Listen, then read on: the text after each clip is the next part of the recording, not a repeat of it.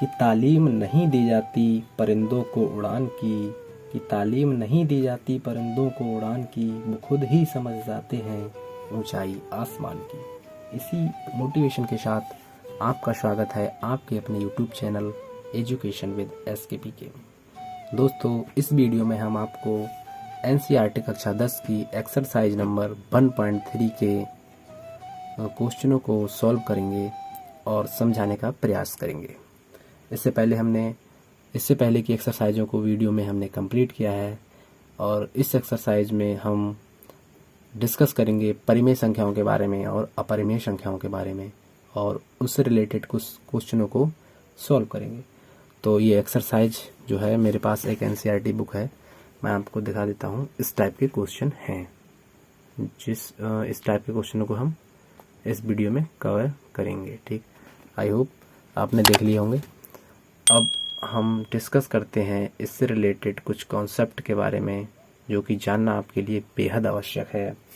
जैसे कि rational number यानी कि परिमेय संख्या क्या होती है, अपरिमेय संख्या क्या होती है, इनके बारे में आपको जानना बहुत ज़रूरी है।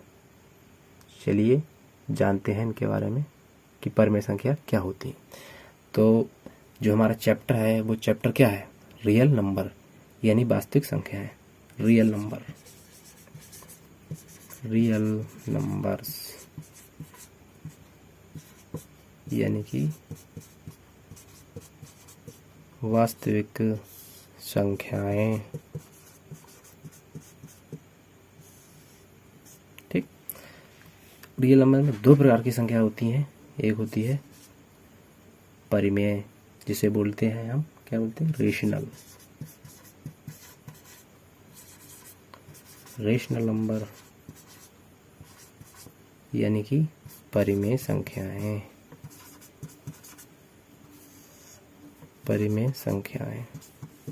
ठीक, और दूसरी क्या होती है? इर्रेशनल नंबर्स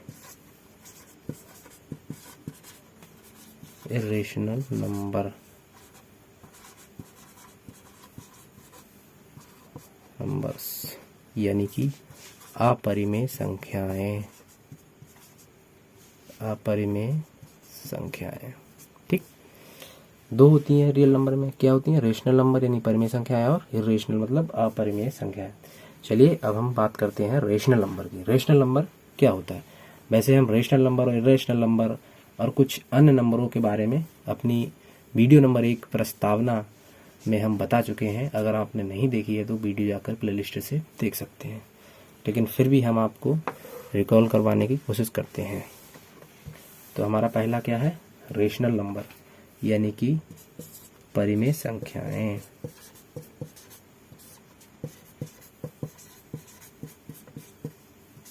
परिमेय संख्या क्या होती हैं? जो P/Q के रूप में लिखी जा सके। ठीक, जहां Q बराबर नहीं होता है 0 के, यानी कि जो Q है वो 0 के बराबर नहीं हो सकता। ये कंडीशन होती है परिमेय संख्या की। और दूसरी कंडीशन क्या होती है? जो P और Q होता है वो क्या होते हैं? पूर्णांक होते हैं। यानी P और Q क्या है? इंटीजर होने चाहिए। इंटीजर मतलब पूर्णांक।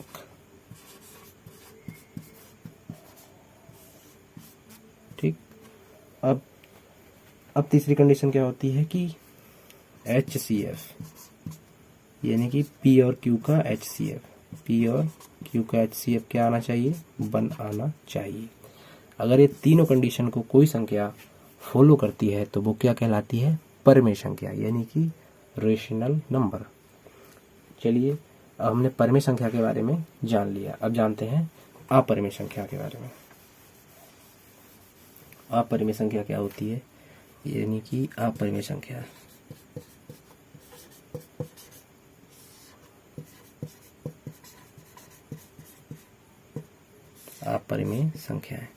अपरिमेय संख्या क्या होती है? ठीक है, अपरिमेय संख्याएं वे होती हैं जो नॉन टर्मिनेटिंग हो, यानी कि नॉन टर्मिनेटिंग नेचर को शो करती हो।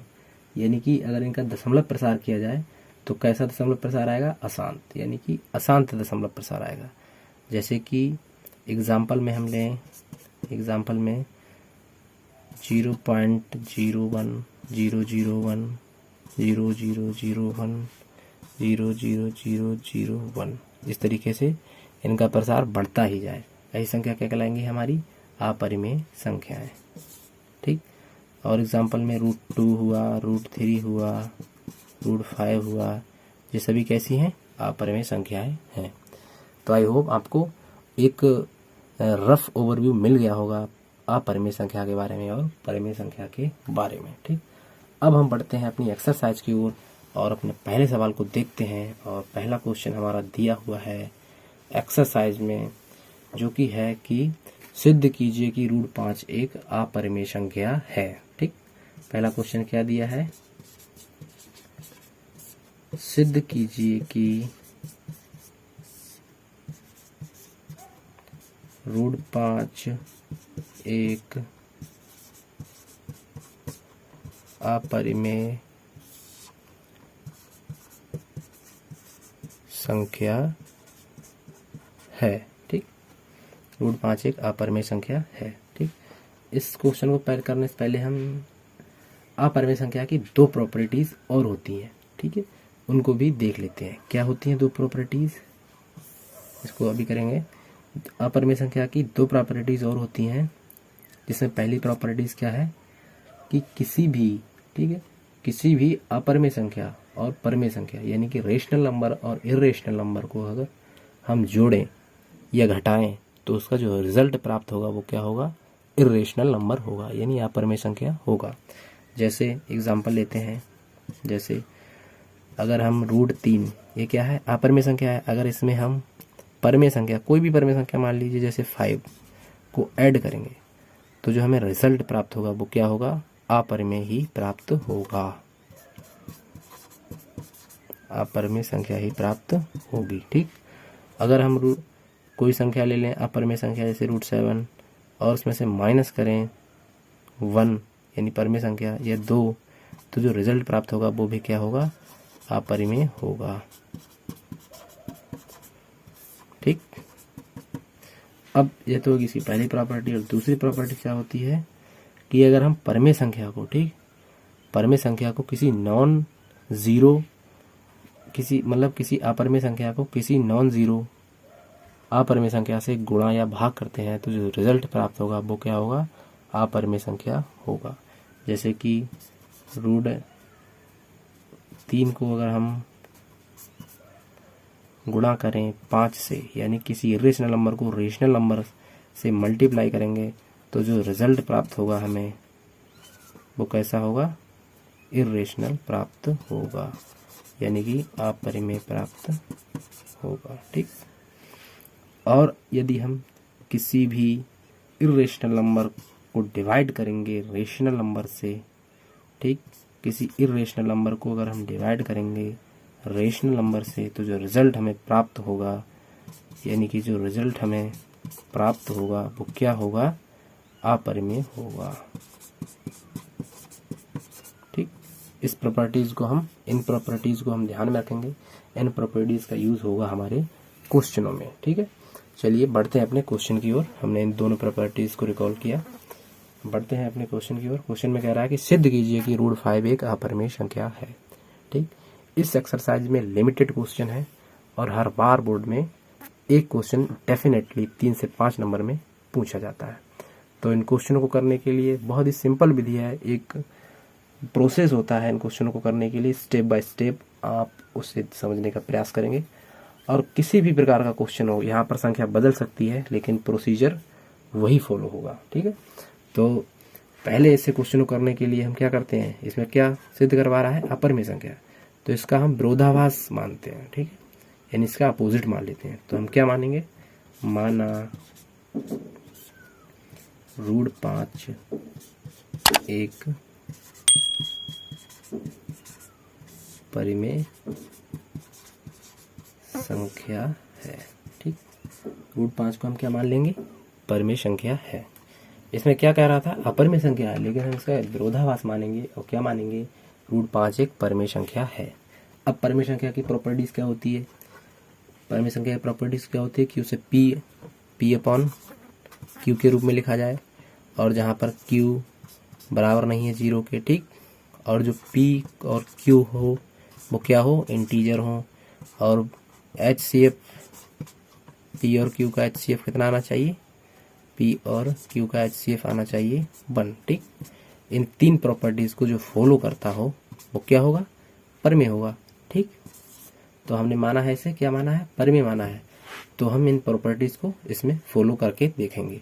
अगर इन प्रॉपर्टीज को ये शो करता है तो ये परमेय है। अगर इनमें से एक भी प्रॉपर्टीज को अगर ये शो नहीं कर पाता है, फॉलो नहीं कर पाता है, या इनको नहीं मतलब वेरीफाई कर पाता है, तो ये क्या होगा, अपरिमेय होगा। ठीक, तो हम पहली अपनी प्रॉपर्टीज क्या है हमारी, P अपॉन Q।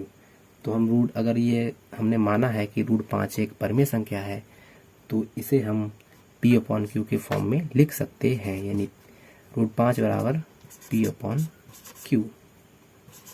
ठीक, अब क्या करेंगे हम, रूट 5 के नीचे कुछ नहीं तो इसे 1 मान लेंगे और क्रॉस मल्टीप्लाई करेंगे। ठीक है, तो हमें क्या प्राप्त होगा, ये P है, सॉरी P अपॉन Q, क्या प्राप्त होगा, P is equal to root 5 into Q। ठीक, ये प्राप्त हुआ। अब हम क्या करेंगे, इसका स्क्वायर कर देंगे। ठीक, यानी कि दोनों तरफ लिखेंगे, दोनों तरफ वर्ग करने पर, वर्ग करने पर, यानी कि स्क्वायरिंग बोथ साइड। ठीक, वर्ग करने पे हमें क्या प्राप्त होगा, P square is equal to root 5 का स्क्वायर, रूट का 5 का स्क्वायर क्या आएगा, 5 आएगा, और Q स्क्वायर। ठीक, इसे हम समीकरण नंबर 1 मान लेंगे। ठीक, क्योंकि इसकी हमें ज़रूरत पड़ने वाली है। अब क्या करेंगे हम, अब हम लिखेंगे, अब लेट में लिखेंगे, चूंकि P स्क्वायर जो है, P स्क्वायर जो है तो क्या होगा, 2 से विभाजित होगा, 5 से विभाजित होगा। P स्क्वायर 5 से विभाजित होगा। हमने लिखा कि जो P स्क्वायर है, ठीक, P स्क्वायर किससे विभाजित होगा, 5 से विभाजित होगा। इसको थोड़ा ऊपर बढ़ा लेते हैं।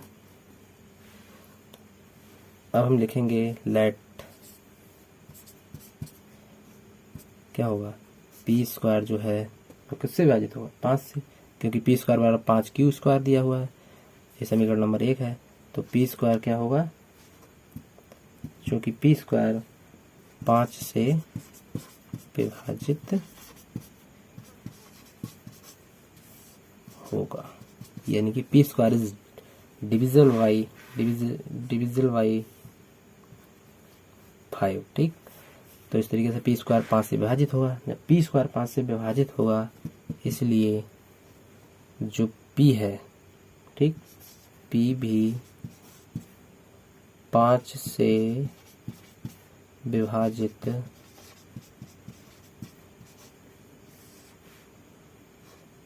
होगा। ठीक, क्यों होगा, जैसे P स्क्वायर अगर 5 से विभाजित है तो P भी 5 से विभाजित होगा। क्यों, इसको हम इस तरीके से भी समझ सकते हैं। जैसे मान लीजिए 5 है, ठीक, 5 का स्क्वायर बटे 5, यानी 5 का स्क्वायर 5 से विभाजित है, तो 5 भी 5 से विभाजित होगा। यानी P स्क्वायर P से विभाजित है तो P भी P से विभाजित होगा। ठीक, इस प्रकार हम इसको समझ सकते हैं। अब ये स्टेप हो गया। अब नेक्स्ट स्टेप में क्या करेंगे हम, अब हम नेक्स्ट स्टेप में इसको मानेंगे। जब तक के लिए इसे रफ कर देते हैं, हमें केवल एक समीकरण इसको लिख लेते हैं, इसकी ज़रूरत पड़ेगी हमें। P square equal to 5Q square समीकरण 1 था, इसे हम ध्यान में रखेंगे। अब इसको रफ कर देते हैं। और नेक्स्ट जो हमारा स्टेप है वो क्या है, अब हम मानेंगे। ठीक, ये तो हमारा अलग था। अब हम मानेंगे, माना, क्या मानेंगे, माना, इसके बाद हम मानेंगे कि जो P है, यानी कि P है वो बराबर किसके है, 5R के। ठीक, 5R के बराबर है। ठीक, 5R के बराबर है। अब क्या करेंगे, इसका स्क्वायर कर देंगे दोनों तरफ, यानी कि दोनों तरफ वर्ग करने पर, यानी स्क्वायरिंग बोथ साइड, यानी पी स्क्वायर इक्वल टू 5 पंजे 25 आर स्क्वायर। अब हमने क्या देखा कि पी स्क्वायर इक्वल, जब दोनों तरफ हमने इसका स्क्वायर कर दिया तो हमें क्या मिला, P square equal to 25 R square. अब हम पी का मान यहां पर लिखेंगे फ्रॉम फर्स्ट में क्या दिया, पी का मान क्या है 5q स्क्वायर। ठीक, तो हम यहाँ पर पी स्क्वायर की जगह क्या लिख देंगे 5q square equal to 25 R square. ठीक, डिवाइड कर देंगे, 5 से 25 कटेगा 5 बार, तो हमें q स्क्वायर प्राप्त होगा 5r स्क्वायर। ठीक, जब हमें q स्क्वायर 5r स्क्वायर प्राप्त हो जाएगा, ये समीकरण नंबर 2 डाल देंगे। अब हम क्या लिखेंगे, वही लिखेंगे जो हमने पहले स्टेप में लिखा था। हमने क्या लिखा था, लेट चूंकि q स्क्वायर जो है वो 5 से विभाजित होगा।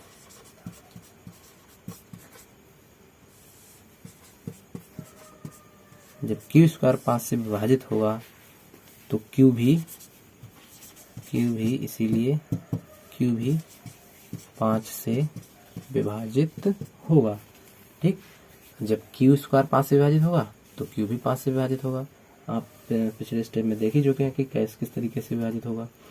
अब हम क्या लिखेंगे, अब हम इसको मिटाएंगे, आप यहाँ तक नोट कर लेंगे, इसके बाद हम मिटाएंगे और नेक्स्ट स्टेप में हम लिखेंगे।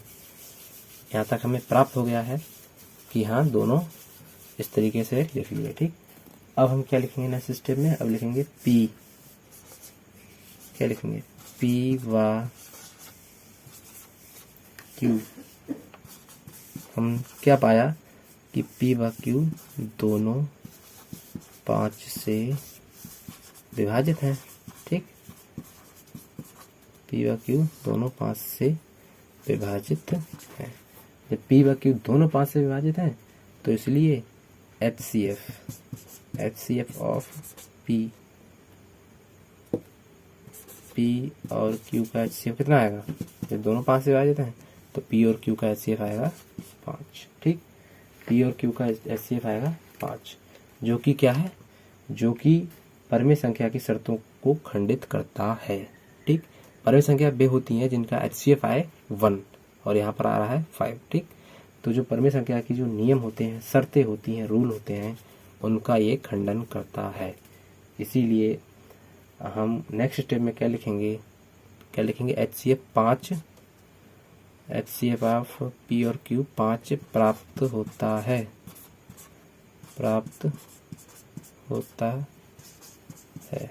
जब HCF में 5 प्राप्त होता है तो क्या है, ये 5 प्राप्त होता है जो कि परिमेय